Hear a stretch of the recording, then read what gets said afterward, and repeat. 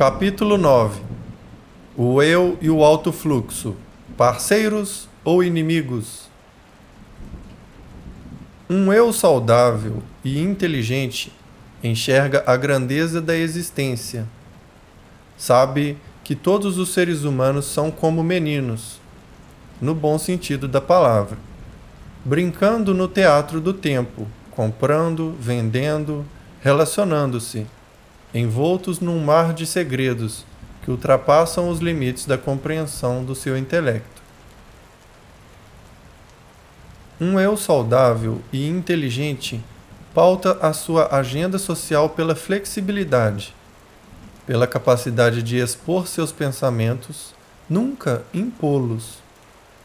Quem impõe suas ideias, seja através do tom de voz exacerbado, da pressão social, da pressão financeira, de cobranças excessivas ou de discursos intermináveis, não é autor da sua própria história, nem formador de pensadores, mas formador de servos, de pessoas passivas, intimidadas, submissas.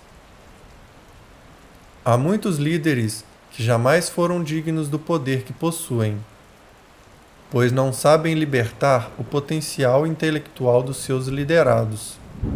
Eles os asfixiam e não fornecem oxigênio para que expressem suas ideias e sejam criativos, proativos, empreendedores. Tem necessidade de ser o centro, e ninguém é digno do poder se ama este poder acima das pessoas que lidera. Um eu maduro é autoconsciente, determinado, líder de si em primeiro lugar, para depois liderar os outros. E entre todas as atividades, um eu maduro dá um choque de inteligência na construção de pensamentos realizada pelos fenômenos inconscientes, com destaque para o alto fluxo. Vejamos. Os 6 tipos de eu. Primeiro, o eu gerente. São as pessoas cujo eu aprendeu a gerenciar seus pensamentos, a exercer a arte de se autoquestionar. Elas libertam seu imaginário, apreciam os movimentos do alto fluxo, são criativas, motivadas, inspiradas e também capazes de criticar suas ideias, verdades e crenças. Sabem que quem vence sem dificuldades triunfa sem grandeza. Portanto, rompem o cárcere da mesmice, andam por espaços inexplorados. São curiosas, exploram o que está além dos seus olhos, mas ao mesmo tempo, seu eu tem maturidade para reciclar e qualificar seus pensamentos e suas imagens mentais. Tem consciência de que o fenômeno do alto fluxo é uma fonte de inspiração, entretenimento e aventura. Porém, não permitem ser dominadas por ele. O eu gerente faz uma higiene mental diariamente. Duvida dos pensamentos perturbadores, critica as falsas crenças e determina ou decide estrategicamente aonde quer chegar. Portanto, usa a técnica do duvidar, criticar e determinar. DCD. O eu gerente é livre, leve e solto. Faz do caos uma oportunidade criativa. Tem resiliência para usar a dor a fim de se construir. Reconhece erros, pede desculpas e encanta as pessoas, pois não tem a necessidade neurótica de ser perfeito. Por isso, é capaz de falar de suas lágrimas para que seus filhos e alunos aprendam a chorar as deles, porque um dia as chorarão. Segundo, o eu viajante ou desconectado. São pessoas que embarcam seu eu em todas as viagens promovidas pelo alto fluxo, sem promover nenhum gerenciamento. O céu e o inferno emocional estão muito próximos de alguém que tem um eu desconectado. Tais pessoas não perderam os parâmetros da realidade, não estão em um surto psicótico, mas, por serem viajantes da trajetória da própria mente, Alternam com muita facilidade momentos felizes e de tensão. Como o eu viajante não tem gestão mínima da sua mente, dependendo do lugar da memória em que se ancora o alto fluxo, as pessoas com esse tipo de eu assistirão como espectadores passivos aos pensamentos, ideias, imagens mentais e emoções construídos por esse fenômeno inconsciente. Um eu desconectado não assume a direção da própria história. Por onde o alto fluxo caminha, o eu ingenuamente o segue. As pessoas que têm um eu desconectado ou viajante vivem imersos em seu psiquismo, pensando, imaginando, fantasiando. São tão distraídas e desconcentradas que você fala com eles por minutos, mas eles não prestam atenção nas suas palavras.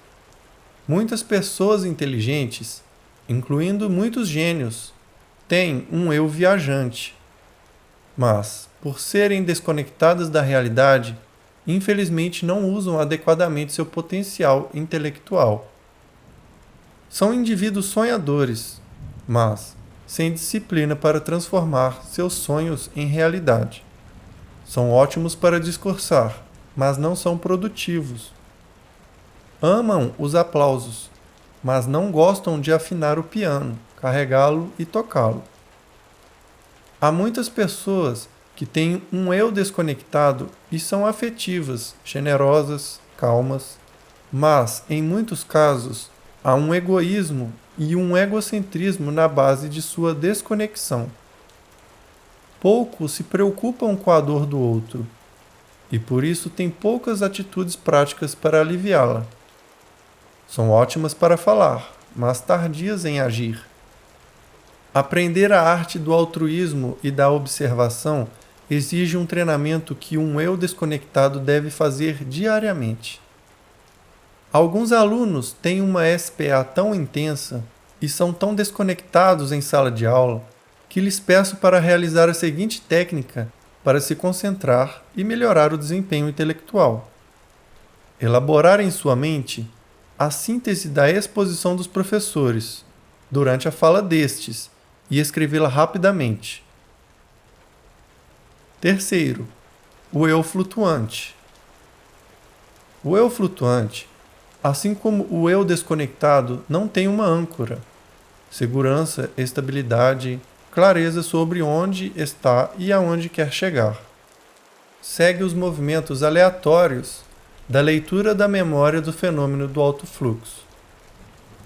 Nem intuitivamente é capaz de dar direções a ideias, pensamentos, metas e projetos. Pessoas com o eu flutuante não exercem sua capacidade de escolha, não têm autonomia, ideias próprias, diretriz intelectual. Num momento, têm uma opinião, no seguinte, influenciadas por outros ou pelo ambiente, mudam-na com facilidade. Num período, sonham com algo. No outro, quando surge o calor dos problemas, desistem e mudam de direção. O eu flutuante, por ser instável, desestabiliza a própria emoção, tornando-a volúvel e flutuante. Por isso, pessoas com este eu estão alegres num período e noutro entristecidas, de manhã motivadas e à tarde sem energia, e à noite querem dormir, pois perdem o pique. Num momento são afetivas, no outro irritadiças e até agressivas. Executivos flutuantes levam seus colaboradores a pisar em ovos. Em casos extremos, levam-nos a contrair a espontaneidade, a criatividade e o prazer de trabalhar na empresa, pois estes nunca sabem como estará o humor do chefe. Pessoas com um eu flutuante causam um transtorno nas próprias relações, perturbam a tranquilidade e o prazer do parceiro ou parceira, de filhos, de amigos. Gerenciar o humor e adquirir estabilidade emocional são metas fundamentais para quem tem um eu flutuante. Quarto, o eu engessado. São as pessoas que não libertam o fenômeno do alto fluxo e, consequentemente, contraem seu imaginário e sua criatividade. Seu eu é rígido, fechado e inflexível. Elas têm grande potencial criativo, mas são seus próprios punidores. Não sonham, não se inspiram. Têm pavor de ser abertas e pensar em outras possibilidades. Vivem entediadas e entediando os seus íntimos. Um eu engessado defende radicalmente seu partido político, suas convicções ou sua religião, e, portanto, não abre espaço para respeitar o diferente. Quem é radical não está convencido do que crê, nem da sua religião, pois, se estivesse, não precisaria usar a pressão para se expressar. Por outro lado, também quem defende radicalmente seu ateísmo é emocionalmente imaturo, pois precisa de coação para dar relevância às suas convicções. Um eu engessado é mentalmente robotizado. Levanta sempre do mesmo modo, faz as mesmas reclamações, dá as mesmas respostas, tem as mesmas atitudes diante dos mesmos problemas. É uma pessoa encarcerada pela rotina. Tem, às vezes, motivos de sobra para agradecer a vida, o trabalho, os filhos, mas chafurda na lama da reclamação. Você conhece alguém assim? Tais pessoas podem até ter sucesso por fora, mas são miseráveis por dentro. Sua maior fonte de entretenimento está comprometida, empobrecida. Seu eu tem apreço em se ancorar em janelas killer, que fomentam o pessimismo, insatisfação e irritabilidade. Treinar a capacidade de mudança quando necessário, pensar em outras possibilidades, autocrítica e reconhecimento de nossa rigidez são atitudes inteligentíssimas para retirar nosso engessamento mental. Quinto, o eu autossabotador. O eu autossabotador não gere o processo de construção de pensamentos para promover estabilidade e profundidade emocional. Por incrível que pareça, esse tipo de eu vai contra a liberdade. Conspira contra seu prazer de viver, sua tranquilidade e seu êxito profissional e social. Pessoas com o eu autossabotador são carrascos de si mesmas. Um eu com essas características precisa desesperadamente aprender a ter um caso de amor com suas qualidades. Milhares de mulheres com sobrepeso têm um eu autossabotador. Elas fazem regime, lutam para emagrecer e, depois de muito esforço, obtêm êxito. Entretanto, não mantêm o peso nem se jubilam com sua vitória, pois o fenômeno do alto fluxo se ancora em janelas killer, o que produz a autopunição. E o seu eu frágil submete-se a essas zonas traumáticas e, consequentemente, não admite se sentir bem, feliz e ser elogiado. O êxito as deixa tensas. Elas começam a sabotar seu regime, passam a comer compulsivamente. Parece que só se sentem vivas se estão se punindo. Frequentemente desistem dos seus sonhos no meio do caminho. O eu autossabotador não sabe dar um choque de gestão no alto fluxo, que, além da autopunição, carrega fobias, obsessão, dependência, ciúme, inveja, raiva e autoflagelo. Uma pessoa autossabotadora da sua saúde emocional vive se aterrorizando, se atormentando com fatos que ainda não aconteceram, ou gravitando na órbita dos seus problemas que já passaram, lamentando perdas, fracassos e injustiças. Um eu que sabota a própria felicidade pode ser ótimo para com os outros, mas é péssimo para si mesmo.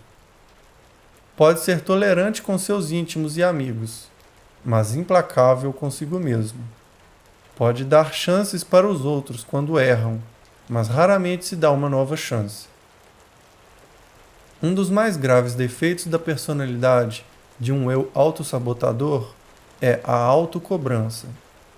Como infelizmente grande parte das pessoas tem essa característica doentia, vou reiterar o que já disse.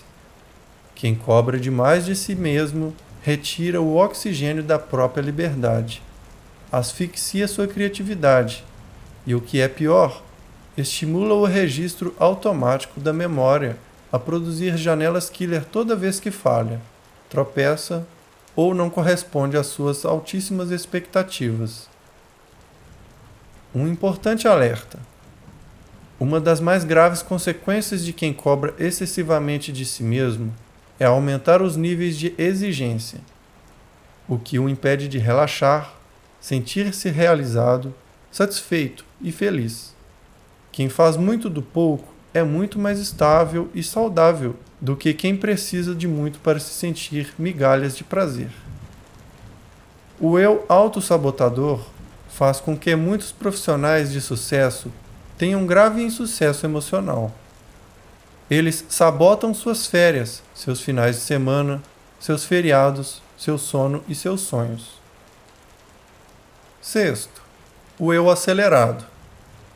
Ao eu acelerado pertence o imenso grupo de pessoas em todo o mundo, em todas as sociedades modernas, de crianças a idosos, que se entulham de informações, atividades e preocupações, e, consequentemente, excitam o fenômeno do alto fluxo a produzir pensamentos numa velocidade nunca vista, gerando, portanto, a síndrome do pensamento acelerado.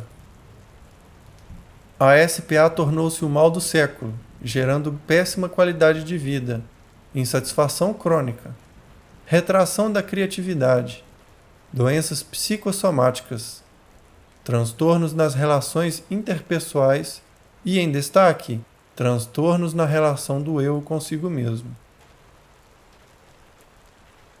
Não há múltiplas personalidades. Devemos ter em mente que podemos ter várias posturas do eu na mesma personalidade. Não existem múltiplas personalidades, como algumas pessoas, incluindo profissionais na psicologia, acreditam. O que existe são núcleos distintos de habitação ou plataformas de memória onde o alto fluxo e o eu se ancoram. Há indivíduos que mudam o tom de voz e reagem de maneira tão diferente da habitual que parece que duas ou mais pessoas vivem no mesmo cérebro. O que ocorre de fato é que, dependendo da plataforma em que o alto fluxo se fixa, o eu se nutre de informações e experiências para produzir pensamentos e emoções, e desse modo revelar características próprias da personalidade. Algumas pessoas são serenas quando ancoradas em determinado núcleo de habitação. Fora dele, tornam-se estúpidas. Há pessoas que são fortes e seguras numa determinada situação, mas em outra se intimidam como uma criança diante de uma fera. Se as plataformas forem qualitativamente muito diferentes umas das outras, as características também serão. O eu pode ter várias posturas doentias. Uma pessoa pode ter um eu acelerado e, para piorar sua saúde emocional, ter também um eu engessado, autossabotador ou desconectado com o meio ambiente. Ou seja, além de o sujeito ser inquieto, agitado, é também rígido, emocionalmente instável e, ao mesmo tempo, seu pior inimigo. Carrasco de si mesmo, pessimista e mal-humorado. Apesar de a postura do eu revelar níveis de criatividade, maturidade, resiliência, capacidade de se adaptar às mudanças, de proteger a psique e de superar conflitos, não podemos nos esquecer de que, em psiquiatria e psicologia, nada é imutável. O psiquismo humano pode passar por um processo de transformação, em especial se o eu se reciclar e se tornar um construtor de plataformas de janelas light. Enfim, um edificador de novos núcleos de habitação no córtex cerebral. Uma das teses que defendo no livro A Fascinante Construção do Eu é que, dentro de uma metáfora de uma cidade, um ser humano não precisa ter toda a cidade da memória perfeita, sem ruas esburacadas, esgoto a céu aberto e bairros traumatizados, para ter uma vida digna. Como numa cidade física, se você construir núcleos de habitação saudáveis, será possível ter uma vida aceitável e prazerosa. Se não fosse assim, o processo de formação da personalidade seria completamente injusto. Crianças que foram abusadas sexualmente, privadas de condições de vida mínimas, humilhadas socialmente, mutiladas em guerras e ataques terroristas, não teriam a chance de possuir uma mente livre e uma emoção saudável. Nos computadores, somos deuses, porque registramos e deletamos o que queremos, no momento em que queremos. Na memória humana, isso é impossível. Mas não significa que estamos condenados a conviver com nossas mazelas psíquicas. Podemos alicerçar todos os papéis do eu já listados e, consequentemente, reeditar a memória e aprender algumas ferramentas, como a técnica do DCD, a mesa redonda do eu, a proteção da emoção, a resiliência, para assim assumir o script da nossa história. Todavia, jamais podemos nos esquecer de que em psiquiatria e psicologia, sociologia e ciências da educação, não existem soluções mágicas. É necessária uma nova agenda para formar núcleos de habitação do eu. São necessários exercícios educacionais diários. Devemos nos lembrar sempre desta tese. Se a sociedade nos abandona, a solidão é tratável, mas, se nós mesmos nos abandonamos, ela é quase incurável.